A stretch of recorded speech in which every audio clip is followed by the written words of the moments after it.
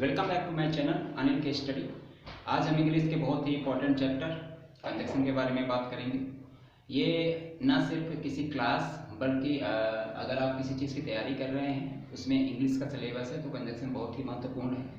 ठीक है, किसी भी एग्जाम के पॉइंट ऑफ व्यू से देखें तो कंजक्शन बहुत इंपॉर्टेंट है। इसके बारे में हम चर्चा करेंगे और देखेंगे कि कंजक्शन में कौन कौन से ऐसे वर्ड आते हैं, उनका क्या क्या यूजेस होता है, कहाँ पर यूजेस होगा और क्या कंजक्शन की पोजीशन होती है। ये सारी चीज़ें हम आज की वीडियो में आपसे रूबरू होंगे और चर्चा करेंगे इस बारे में। तो चलिए चालू करते हैं। चालू करने से पहले यदि हमारी वीडियो आप पहली बार देख रहे हैं तो मेरे चैनल अनिल के स्टडी को सब्सक्राइब करें और बेल आइकन को ऑन करें, ठीक है, जिससे नोटिफिकेशन आपको मिलता रहे। चलिए चालू करते हैं हम कंजक्शन के बारे में। ठीक है, कंजक्शन होता क्या है, मेनली इसका काम क्या होता है कि दो सेंटेंस दिए हुए, एक प्रॉपर सेंटेंस है तो यानी कि दो शब्दों को आपस में जोड़ने का काम करता है कंजक्शन। ठीक है, तो इसको आप एक परिभाषा या डेफिनेशन के रूप में लिख सकते हो कि ऐसा वर्ड, ऐसा शब्द या फिर वर्ड जो दो या दो से ज़्यादा या फिर अधिक शब्दों को जोड़ता हो या फिर कनेक्ट करता हो। ठीक है, तो कंजक्शन मोस्टली जो सेंटेंस दिया रहता है तो सेंटेंस को जोड़ने का काम करता है। ठीक है, उसमें सेंटेंस में जितने भी वर्ड दिए रहते हैं उनका मुख्य कार्य है कंजक्शन का कि उनको जोड़ना, आपस में मिलाना, कनेक्ट करना। ठीक है, एक एग्जाम्पल के थ्रू हम समझने की कोशिश करते हैं। जैसे कि एग्जाम्पल लिखा है, Ram and Shyam are friends. Ram and Shyam are friends. ठीक है, इसमें जो ये एंड वर्ड है क्या है, ये कंजक्शन है। कंजक्शन है क्योंकि राम और श्याम को ये क्या कर रहा है, जोड़ने का काम कर रहा है, कनेक्ट करने का काम कर रहा है। तो राम और श्याम को यानी जो एंड शब्द लगा हुआ क्या है, हमारा कंजक्शन है। दूसरा एग्जांपल में लूँ, अगर लिखा है you sing but she dance. इसमें जो बट शब्द का यूज हुआ है BUT, ये क्या है, हमारा कंजक्शन है।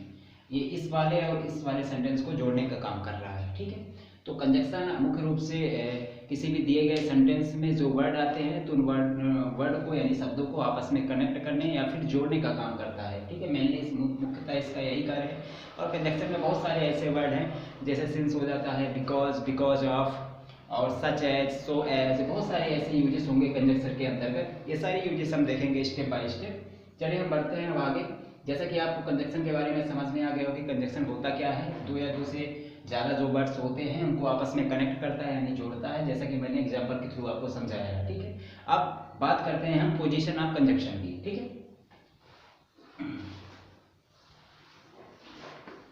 Position of conjunction.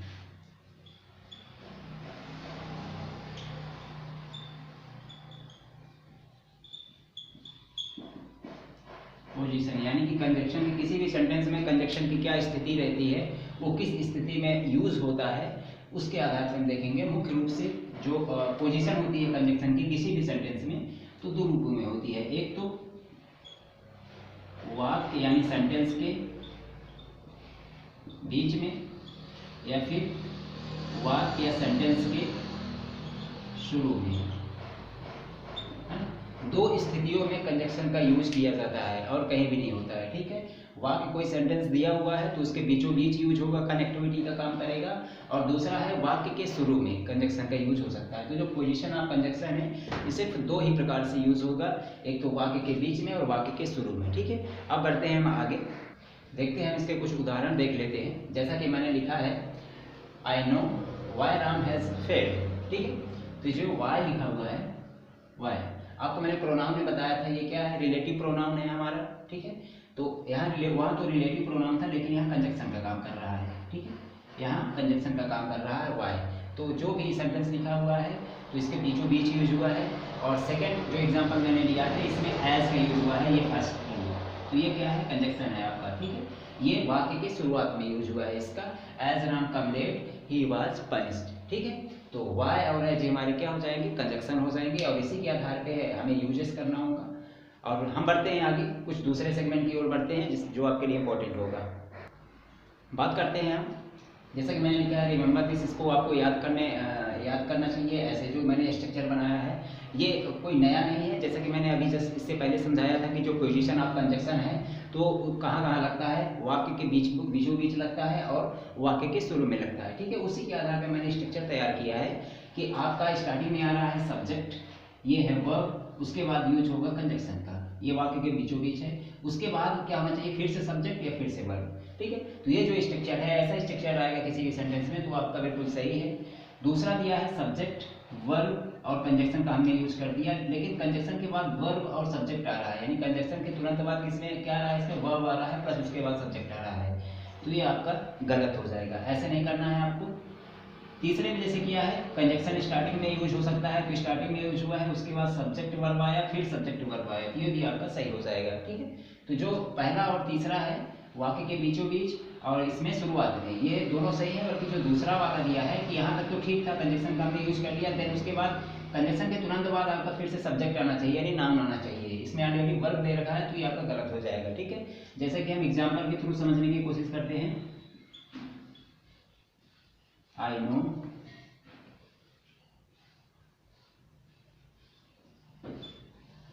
Why has, sorry ये हैज राम फेल्ड, ये लिखा है I know why has Ram failed. ठीक है, और एक एग्जांपल मैं लिख देता हूं, I know why Ram has failed. दो एग्जांपल लिखे हुए हैं, एक एग्जांपल इसमें गलत है यानी कि उसमें एरर है, दूसरा एग्जांपल जो होगा वो बिल्कुल सही होगा। ठीक है, देखो यहाँ कंजक्शन का यूज हुआ है यानी वाई का यूज हुआ है, ठीक है, बीचों बीच, तो मैंने बताया था स्ट्रक्चर उसका कैसा होना चाहिए, पहले आपका सब्जेक्ट आना चाहिए, ठीक है, उसके बाद वर्ब आनी चाहिए, ठीक है, उसके बाद कंजक्शन आ गया, ठीक है, अब उसके बाद फिर से सब्जेक्ट आना चाहिए, लेकिन इसमें क्या दे दिया, वर्ब दे दिया है और उसके बाद सब्जेक्ट दिया है। ठीक है, तो ये वाला जो आ रहा है कंजक्शन के बाद हमने सीधे वर्ब दे दिया है, तो ये आपका हो जाएगा गलत। नीचे वाले में देखो ये सब्जेक्ट है, ये वर्ब है, ये कंजक्शन है, फिर से आ गया ये हमारा सब्जेक्ट, ये वर्ब। ठीक है, तो जो ये सीक्वेंस बन रहा है ये हो जाएगा आपका सही, तो इस हिसाब से आपको कंजक्शन का यूज करना है।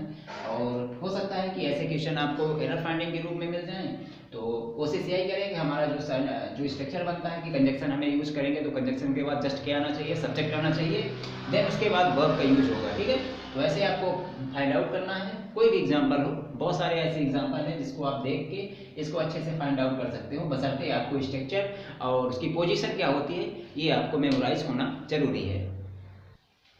बात करते हैं हम, जैसा कि लिखा है सम यूजफुल कंजक्शन, ये हमारे कंजक्शन है जितने भी वर्ड लिखे हुए हैं, और एक प्रॉपर एक कंजक्शन अगर किसी सेंटेंस में आ रहा है तो उसके साथ हमेशा क्या लगेगा ये पर्टिकुलर डिसाइड करते हैं ये वर्ड। ठीक है, इनके साथ हमेशा ये चीज़ आएंगी तो आएंगी। ठीक है, जैसा कि लिखा है आइदर, EITHER, आइदर के साथ हमेशा और का यूज होगा, नाइदर के साथ नॉर का यूज होगा, नॉट ओनली किसी सेंटेंस में आया है तो उसी सेंटेंस में आपका बट आल्सो की आएगा, नॉट या फिर नेवर आया है तो उसके साथ नॉर लगेगा, वेदर के साथ और लगेगा, और दो सेंटेंस जैसे लिखा है हार्डली एंड स्कैर्सली। ठीक है, हार्डली और स्कैर्सली के साथ आपको व्हेन का यूज करना है, और ये चार वर्ड्स है जैसे लिखा है no other, no sooner, other और रेदर, इनके साथ हमेशा देम का यूज करना है। फिर लिखा है द रीजन वाई और द रीजन, इनके साथ हमेशा दैट का यूज करेंगे, और आल थ्रॉग या थ्रॉग का यूज हुआ है किसी सेंटेंस में तो उसके साथ हमेशा एट का यूज करेंगे, और नथिंग के साथ बट का यूज करेंगे। ठीक है, ये इतनी सारी चीज़ें हैं, ये आपको स्पेशली रूप से याद होनी चाहिए, तभी आप कंजक्शन को अच्छी तरह से समझ पाओगे, और कंजक्शन का कैसे यूजेस होगा,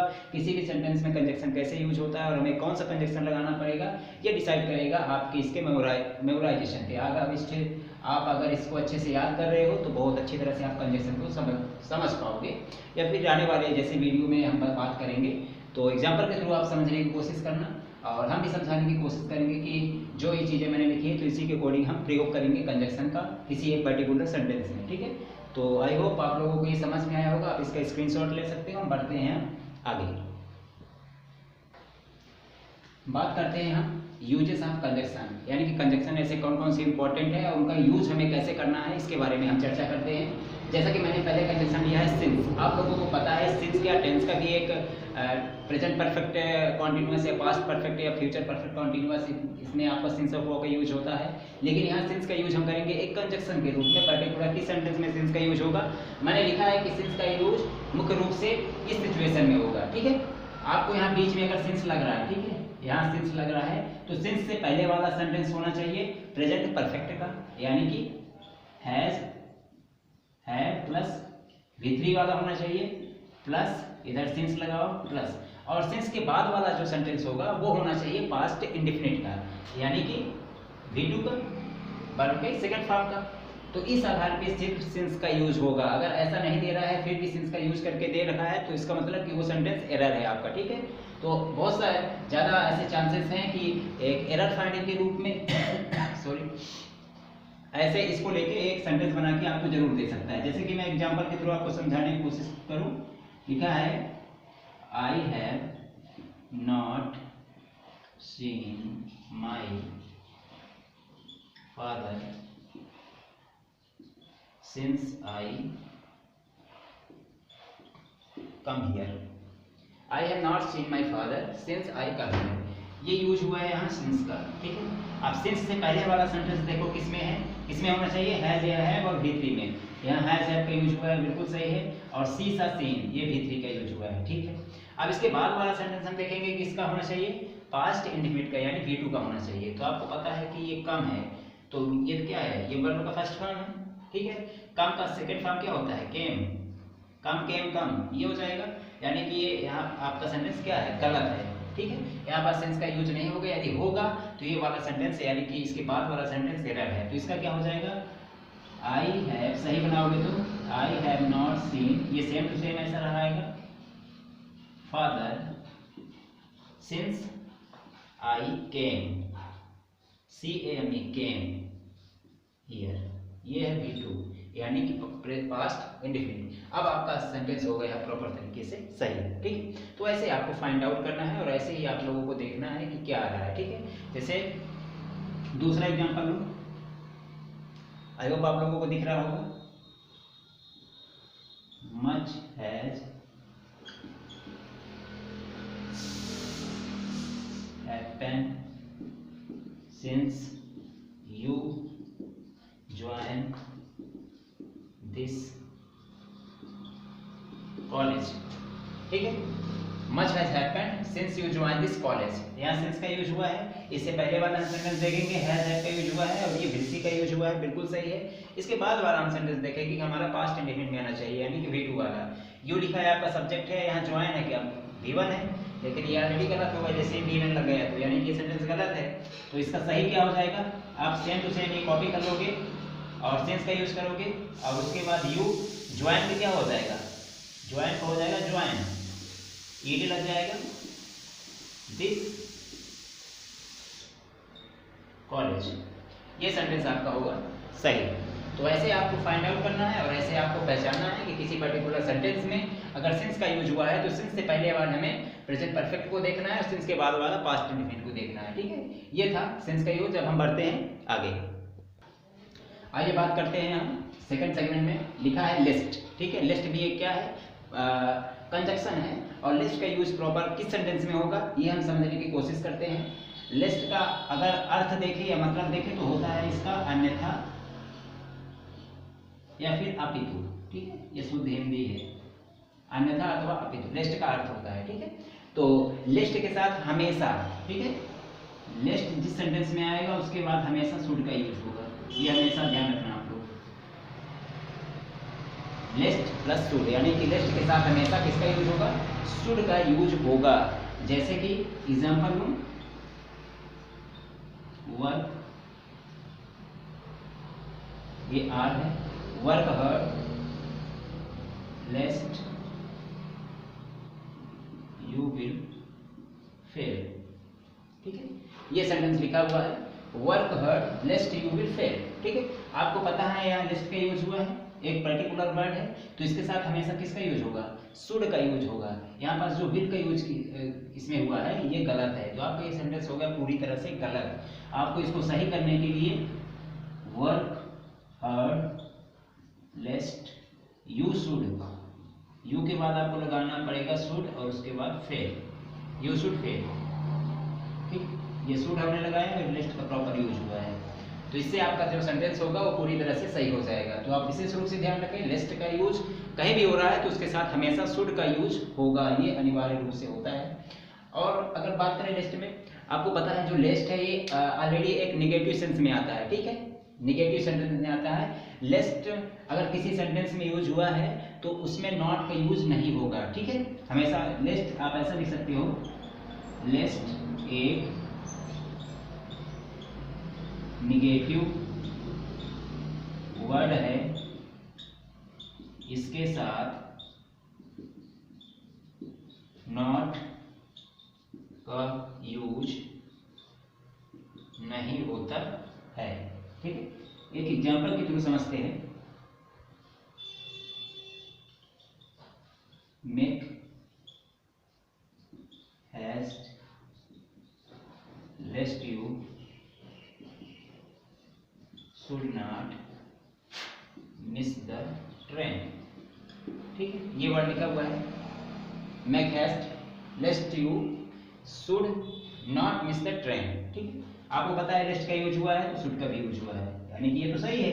लेकिन जैसे कि मैंने अभी ये बताया था, एक ऑलरेडी ये निगेटिव वर्ड है, ठीक है, ऑलरेडी क्या है, ये निगेटिव वर्ड है, तो इसके साथ नॉट का यूज नहीं होगा। ये जो नॉट है तो नॉट का यूज यहाँ हो गया तो इससे सेंटेंस से पूरी तरह से हो गया है गलत। इसको आप जैसे ही सही करोगे तो यहाँ जो नॉट है इसको आप क्या कर दोगे, डिसमिस कर दोगे, नॉट को हटा दोगे, बाकी पूरा सेंटेंस सही रहेगा। इससे आपका पूरा सेंटेंस सही हो जाएगा, ठीक। तो ऐसा विशेष रूप से आपको ध्यान रखना होगा कि लिस्ट में क्या होता है, अन्यथा अपितु होता है, लिस्ट के साथ हमेशा शुड का यूज होता है, और लिस्ट अपने आप में एक नेगेटिव वर्ड है तो इसके साथ कभी भी नॉट का यूज नहीं होता है, ठीक है। आप लोग इसके स्क्रीनशॉट ले सकते हो। अब बढ़ते हैं हम आगे नेक्स्ट सेगमेंट की ओर, देखते हैं, बात करते हैं हम अगले सेगमेंट की ओर। तीसरा नंबर का है, जैसा कि लिखा है बिकॉज और बिकॉज ऑफ, इन दोनों का यूज मैंने एक मतलब इकट्ठा लिख दिया है जिससे आपको समझने में आसानी है। जैसे बिकॉज लिखा है तो बिकॉज का यूज मुख्यतः क्लॉज या फिर सब्जेक्ट प्लस वर्ब के रूप में होगा, यानी कहने का मतलब किसी सेंटेंस में क्लॉज बन रही है, यानी क्लॉज मतलब क्या होता है, दो सेंटेंस ऐसा मान सकते हो। और बिकॉज ऑफ का यूज होगा नाउन प्लस प्रोनाउन के अंतर्गत, ठीक है। इसको एग्जांपल के थ्रू समझने की कोशिश करते हैं कि कैसे क्या यूजेस होंगे। जैसे लिखा है she was worried because of she was late, ये लिखा है she was worried because of she was late, ठीक है। यहाँ पास किसका यूज हुआ है, because of का यूज हुआ है, ठीक है। तो क्या लगता है सही है या फिर गलत है, यहाँ because of का यूज हुआ है। आपको पता है बिकॉज ऑफ का यूज नाउन या फिर प्रोनाउन, नाउन आ रहा है फिर प्रोनाउन, उसके आधार पे हमें यूज करना होता है बिकॉज ऑफ का। स्पेशली नाउन आ रहा है तो अगर क्लॉज आ रही है, ठीक है, क्लॉज आ रही है कहने का मतलब कि शी वाज वॉरियड, एक पर्टिकुलर सेंटेंस हो गया और दूसरा शी वाज लेट, ठीक है, कहने का मतलब दो साधारण वाक्य हो गए, यानी कि टू सिंपल सेंटेंस। इसको हम क्लॉज बोलते हैं, शी वाज लेट है, इसको हम क्लॉज बोल सकते हैं, क्या है अपनी क्लॉज, ठीक है। तो जब भी ऐसी सिचुएशन आए तो हमें बिकॉज ऑफ का यूज, बिकॉज का यूज ना, बिकॉज ऑफ का यूज ना करके सिर्फ और सिर्फ बिकॉज का यूज करना है। इसमें क्या हो जाएगा बिकॉज, ठीक है, ये बिकॉज ऑफ नहीं होगा, ठीक है। इससे आपका सेंटेंस सही हो जाएगा। अब ये पूरी तरह गलत था, जैसे बिकॉज का यूज आपने किया तो ये सेंटेंस पूरी तरह से सही हो गया, ठीक है। अब दूसरा एग्जांपल एक देखते हैं, she was late because of the train, ये लिखा हुआ है, ठीक है। She was late because of the train, ठीक है। यहाँ फिर से बिकॉज ऑफ का यूज हुआ है, सॉरी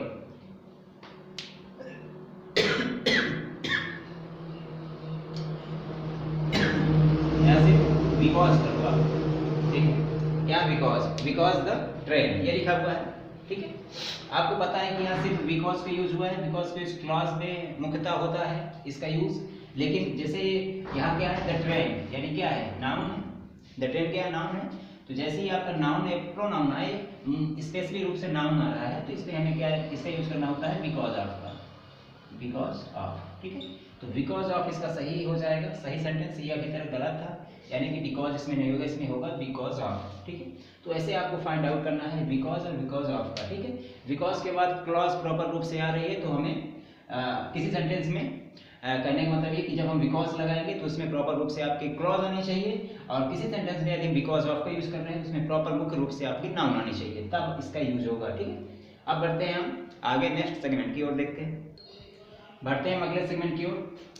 सच का यूज होता है, देखो एक होता है सच एज, एक होता है सच दैट। इन दोनों का यूज कैसे हमें करना है? अगर सच एज का यूज कर रहे हैं किसी भी सेंटेंस में तो हमेशा यूज होगा इनफाइनाइट टू वाले सेंटेंस में। ठीक है, इनफाइनाइट टू के बारे में मैंने आपको बताया था कि कोई भी पर्टिकुलर वर्ड है उसके साथ टू लगा हुआ है तो यानी कि वो इनफाइनाइट टू कहलाएगा। ठीक है, ये दोनों साथ साथ ही होंगे। अगर उनको आप निष्कासित कर रहे हो, उसको आप इग्नोर कर रहे हो तो दोनों को करना पड़ेगा। अगर दोनों को आप कलेक्ट कर रहे हो, किसी सेंटेंस में ले भी रहे हो तो दोनों को लेना पड़ेगा। ठीक है, वो दोनों साथ साथ में रहते हैं। इनफाइनाइट टू यानी सच एज का यूज इनफाइनाइट टू में होगा और सच दैट का यूज होगा क्लॉज में, जैसा कि अभी मैंने बताया। ठीक है, इससे पहले मैंने बताया क्लॉज क्या होती है कि आप दो साधारण वाक्यों को आप क्लॉज बोल सकते हो।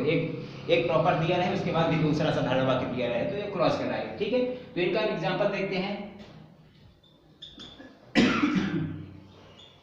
I am not such a fool that to believe, ये लिखा हुआ है I am not such a fool that to believe। ठीक है, यहाँ सच का यूज हुआ है। ठीक है, अब सच का यूज तो होगा है, लेकिन एज का यूज होगा या फिर सच के साथ दैट का यूज होगा, ये डिपेंड करता है किसी भी सेंटेंस में। ठीक है, यहाँ किसका यूज हुआ है? दैट का यूज हुआ है। तो हम देखेंगे दैट का यूज हुआ है तो क्लॉज है अथवा नहीं, क्योंकि दैट का यूज तो क्लॉज में होता है, लेकिन इसमें क्या दिया है? टू बिलीव, यानी कि आपको पता है ये क्या है? इनफाइनाइट टू है। ठीक है, ये वर्ड्स दोनों साथ साथ आए हैं तो हमें पता है कि एज का यूज करना होगा, क्योंकि एज का यूज करेंगे तो हमेशा किस में होता है? वो इनफाइनाइट टू में होता है। तो दैट की जगह क्या करोगे? आप एज का यूज करोगे। ये दैट आपका गलत है, एज आपका सही है, तो दैट की जगह आप यूज करोगे एज का। ठीक है, दूसरा एग्जांपल अगर लूं मैं, there was such a noise as we could not hear ourselves, ये लिखा हुआ है there was such a noise as we could not hear ourselves। ठीक है, यहाँ सच का यूज हुआ है, कोई दिक्कत नहीं। अब ये देखेंगे कि सच के साथ किसका यूज हुआ है? एज का यूज हुआ है। अब देखेंगे कि एज का यूज हुआ है तो यहाँ इनफाइनाइट टू है या नहीं, मुझे तो कहीं नहीं दिख रहा है कि इनफाइनाइट टू है। ठीक है, यानी कि दैट का यूज होगा, क्योंकि सॉरी दैट का यूज होगा, क्योंकि दैट के साथ हमेशा क्या दैट का यूज होगा तो क्या आपकी ये बन रही है? क्लॉज बन रही है। यानी यहाँ से देखो, यहाँ से there was a such a noise इतना हो गया, उसके बाद ये फिर से चालू हो गया subject, we could not hear ourselves. ठीक है, यानी कि पूरी तरह से एक प्रॉपर सेंटेंस दोबारा फिर से हो गया, साधारण वाक्य जिसको बोल रहे तो इसको क्या बोलते हैं? क्लॉज बोलते हैं। तो हमें पता है कि क्लॉज आ रही है तो किसका यूज करना है? दैट का यूज करना है।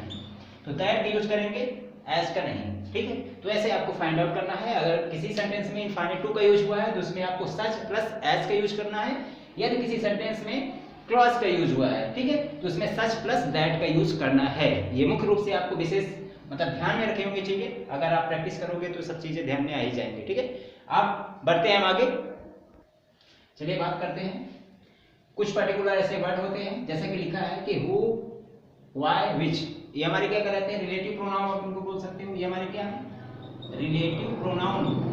ठीक है, तो हु, विच जो भी है, हु, विच, व्हाई, अगर इनसे पहले किसी सेंटेंस में, कहने मतलब कि किसी सेंटेंस में हु है, व्हाई है, विच है और इससे पहले दैट का यूज हुआ हो या फिर एज का यूज हुआ हो, फिर एज टू का यूज हुआ हो, तो वो सेंटेंस पूरी तरह से गलत हो जाएगा। दैट इट्स मीन कि जिस भी सेंटेंस में रिलेटिव प्रोनाउन का प्रयोग हुआ हो तो उस रिलेटिव प्रोनाउन से पहले ना तो दैट का, ना तो एज का और ना ही सो एज टू का यूज होगा। अगर ऐसा यूज होता है तो आपके सेंटेंस क्या हो जाएंगे? एरर हो जाएंगे, गलत हो जाएंगे। तो कभी भी भूल के ऐसी गलती मत करना कि अगर रिलेटिव प्रोनाउन का यूज कर रहे हो किसी सेंटेंस में तो उस सेंटेंस में दैट, एज और एज टू का यूज नहीं करना है, जस्ट इनके पहले। ठीक है, अब दूसरी ओर बढ़ते हैं। जैसा कि लिखा है because, since, as soon as, ये सेंटेंस है आपका। ठीक है, बिकॉज है, सिंस है, एज है और एज सून एज है। अगर इनके बाद किसी सेंटेंस में देयरफॉर आ रहा है, थस आ रहा है, हेंस आ रहा है, सो दैट आ रहा है या फिर सो आ रहा है, ये वर्ड्स आ रहे हैं तो वो सेंटेंस पूरी तरह से गलत हो जाएगा, यानी एरर हो जाएगा। इट्स मीन कि किसी भी सेंटेंस में ये चारों वर्ड्स आएंगे, कहने मतलब चारों वर्ड्स इकट्ठा नहीं आने चाहिए। ठीक है, बिकॉज आ जाए या फिर सिंस आ जाए या फिर एज आए या फिर एज सून आ जाए। ठीक है, एज सून एज आ जाए तो उस सेंटेंस में इन सेंटेंसों के बाद इन सेंटेंस का यूज नहीं होगा, यानी कि देयरफॉर का यूज नहीं होगा। इसके बाद ना तो थस का होगा, ना तो हेंस का होगा, ना तो सो दैट का होगा, ना तो सो का होगा। अगर ऐसे वर्ड्स आ रहे हैं तो वो सेंटेंस आपका पूरी तरह से गलत हो जाएगा। तो इसमें भी ऐसी गलती मत करना कि आप किसी सेंटेंस में या फिर एक कंजक्शन के रूप में आप because, since, as, soon as का इस्तेमाल कर रहे हैं, उपयोग कर रहे हैं, तो उसके बाद therefore, thus, hence, so that या सो का यूज बिल्कुल भी ना करें। हो सकता है कि ऐसे केसेस आपको एरर फाइंड के रूप में जरूर दे दे। तो एरर फाइंड के रूप में अगर आप किसी चीज की तैयारी भी कर रहे हो, स्पेशली इंग्लिश ग्रामर में एरर फाइंडिंग आता ही है किसी भी एग्जाम के पॉइंट ऑफ व्यू से देखें, तो उसमें मुख्य रूप से ये चीजें आपको केंद्रित होंगी। और एग्जामिनर की दृष्टि से अगर वो पेपर सेट करेगा कंजक्शन के टॉपिक को, तो बिल्कुल ऐसे ही आपको बना के पेपर देगा। ठीक है, कि हमें पता है कि इनके बाद इनका यूज नहीं होता है, लेकिन वो देगा ऐसे ही बना के। जब आपको ये चीजें पता होंगी तो आप अच्छे से फाइंड आउट कर पाओगे। ठीक है, तो कंजक्शन में आज के लिए बस इतना ही। आई होप वीडियो आप लोगों को अच्छी लगी हो, और मिलते हैं हम ऐसे ही किसी नए टॉपिक में। तब तक वीडियो आपको अच्छी लगी हो तो मेरे चैनल अनिल के स्टडी को सब्सक्राइब करें, और वीडियो को लाइक करें, कमेंट करें एंड शेयर करें अपने मित्रों के साथ, और सब्सक्राइब करें जिससे मेरा भी मनोबल बढ़ता है। आप सब्सक्राइब कर सकते हैं, और मिलते हैं हम किसी दूसरी वीडियो में। तब तक खुश रहिए, मुस्कुराते रहिए, पढ़ते रहिए। धन्यवाद, जय हिंद।